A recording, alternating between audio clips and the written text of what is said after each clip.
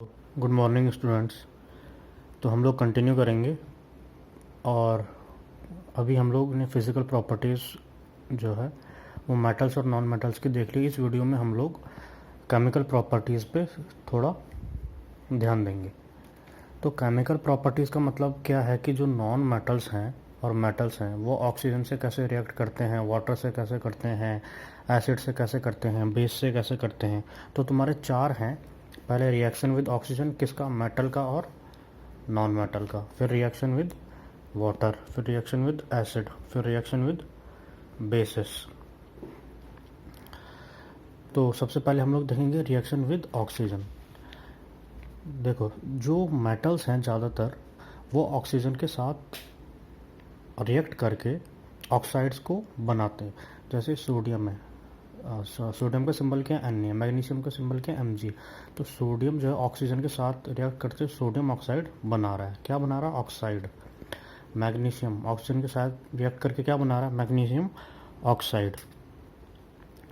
उसके बाद ये ध्यान देना, जो ये ऑक्साइड्स बनाते हैं मेटल्स वो एसिडिक नहीं, बेसिक इन नेचर होती हैं। बेस तुम्हें पता है, जो रेड लिटमस को ब्लू टर्न कर देता है।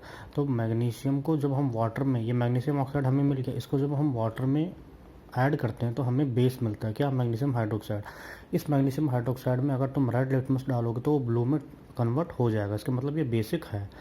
तो ये याद रखना कि जो मेटल्स होते हैं वो बेसिक ऑक्साइड प्रोड्यूस करते हैं, और जो नॉन मेटल होते हैं वो एसिडिक ऑक्साइड प्रोड्यूस करते हैं। जैसे सल्फ़र जो है एक नॉन मेटल है, वो ऑक्सीजन के साथ रिएक्ट किया, उसने सल्फ़र डाइऑक्साइड गैस बनाई। इस सल्फ़र डाइऑक्साइड को जब हम वाटर में रिएक्ट करते हैं तो हमें सल्फ्यूरस एसिड मिलती है। और अगर हम लोग इसमें ब्लू लिटमस डालेंगे तो ये रेड में कन्वर्ट हो जाएगा, मतलब ये एसिडिक है। फिर दूसरा है हमारा रिएक्शन विद वाटर। देखो, मेटल प्लस वाटर, मेटल को जब हम लोग वाटर में डालते हैं तो हमें या तो मेटल हाइड्रोक्साइड मिलेगा या ऑक्साइड मिलेगा, और हाइड्रोजन तो हमेशा निकलेगा। लेकिन नॉन मेटल्स तो रिएक्ट करते ही नहीं है, इसका तो ध्यान देने की ज़रूरत ही नहीं है। अब ये बात ध्यान देना कि ज़्यादातर जो मेटल्स हैं इनमें कुछ रिएक्टिव बहुत ज़्यादा हैं और कुछ कम है, वो अभी हम लोग देखेंगे। जैसे Na सोडियम है, सोडियम को वाटर में डाला, सोडियम हाइड्रोक्साइड और हाइड्रोजन मिला हमें। वैसे मैग्नीशियम को डाला तो मैग्नीशियम ऑक्साइड मिला और हाइड्रोजन मिला। देखो इसमें क्या मिल रहा है हमें, ऑक्साइड, इसमें हाइड्रोक्साइड। अब ये ध्यान देना, कोई ठंडे पानी के, नॉर्मल पानी के साथ रिएक्ट कर जाता है, कोई गर्म पानी के साथ रिएक्ट करता है, और कोई भाप स्टीम के साथ रिएक्ट करता है। तो वाटर का फॉर्मूला तो एक ही होगा, चाहे वो मतलब कोल्ड हो, हॉट हो या स्टीम हो। तो जो सोडियम है वो नॉर्मल वाटर के साथ रिएक्ट कर जाता है, कोल्ड वाटर के साथ, मतलब सोडियम बहुत ज़्यादा रिएक्टिव है, मैग्नीशियम उससे कम है। ये केवल हॉट वाटर के साथ ही रिएक्ट करता है और ऑक्साइड को प्रोड्यूस करता है। जिंक जो है वो हॉट वाटर के साथ भी नहीं करता, वो स्टीम के साथ ही रिएक्ट करता है और जिंक ऑक्साइड और हाइड्रोजन को रिलीज करता है। तो ये ध्यान देना कि वाटर भी इसके अलग अलग स्टेजेस में ये रिएक्ट करते हैं, क्योंकि इनकी रिएक्टिविटी क्या है, अलग अलग है। हर कोई मेटल एक जैसे रिएक्ट नहीं करता, कोई ज़्यादा रिएक्ट करता है, कोई कम करता है। फिर रिएक्शन विद एसिड, ये तो डायरेक्ट ये तो हर किसी के लिए काम करेगा। Metal plus acid, salt plus hydrogen. जैसे मेटल तुम लोग ले लो, सोडियम को हाइड्रोक्लोरिक एसिड में डालो तो सोडियम क्लोराइड, सॉल्ट मिलेगा और हाइड्रोजन गैस। वैसे मैग्नीशियम को हाइड्रोक्लोरिक एसिड में डालो, मैग्नीशियम क्लोराइड मिलेगा और हाइड्रोजन गैस। ठीक है, तो इसका तो सीधा सा फॉर्मूला, ये सॉल्ट है, ये भी सॉल्ट है, तो सॉल्ट प्लस हाइड्रोजन हमें मिल रहा है। फिर नॉन मेटल जो है वो डाइल्यूट एसिड के साथ रिएक्ट नहीं करती, वो जो है कॉन्सनट्रेटेड एसिड के साथ ही रिएक्ट करते हैं। कॉन्सनट्रेटेड जैसे सल्फ्यूरिक एसिड हो गया, नाइट्रिक एसिड हो गया, ठीक है, उनके साथ रिएक्ट ये करती हैं। लेकिन डाइल्यूट एसिड मतलब हमने जैसे हाइड्रोक्लोरिक एसिड है उसमें पानी डाल दिया तो वो डाइल्यूट हो जाएगी, उसके साथ जो है नॉन मेटल, ये हम लोग पढ़ेंगे, अभी तुम्हारे तो है नहीं, आगे पढ़ेंगे हम हायर क्लासेस में।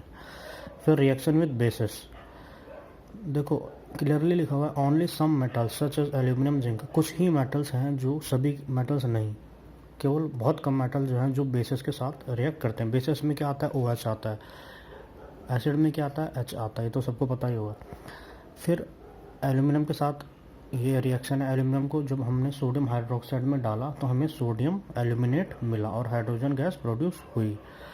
फिर इसमें जो है some non metal react with bases, कुछ नॉन मेटल्स जो हैं जैसे सोडियम हाइड्रोक्साइड हो गया बेस, उसके साथ रिएक्ट करते हैं।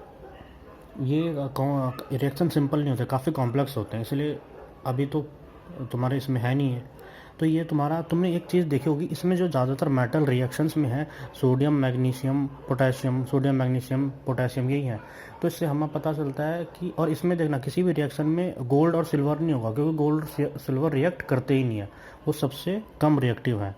तुमने गोल्ड देखा होगा, गोल्ड की ज्वेलरी पहनते हैं, अगर उसमें रिएक्शन होता है तो उसमें जंग लग जाती है ना। जैसे आयरन, आयरन तो रिएक्टिव है, उसमें जंग लग जाती है। कॉपर रिएक्टिव है, उसमें भी जंग लग जाती है, ऊपर उसकी लेयर चढ़ जाती है। ठीक है, तो इसीलिए हमें ध्यान देने की ज़रूरत है कि किसी किसी मेटल की रिएक्टिविटी बहुत ज़्यादा है और किसी किसी की बहुत कम है। तो याद रखना पोटेशियम और सोडियम, इनकी रिएक्टिविटी बहुत ज़्यादा मैंने लिख रखा है। Sodium and potassium are very reactive. ठीक है, तो इनको हम लोग केरोसिन के साथ हम लोग इसको स्टोर करते हैं, नहीं तो ये हवा के साथ ही रिएक्ट हो जाते हैं, ये इतने ज़्यादा रिएक्टिव होते हैं। ठीक है, और गोल्ड और सिल्वर तो रिएक्ट ही नहीं, तो इसलिए उनको स्टोरेज में कोई प्रॉब्लम ही नहीं है, लेकिन इनको केरोसिन में डुबा के रखना पड़ता है। Thank you.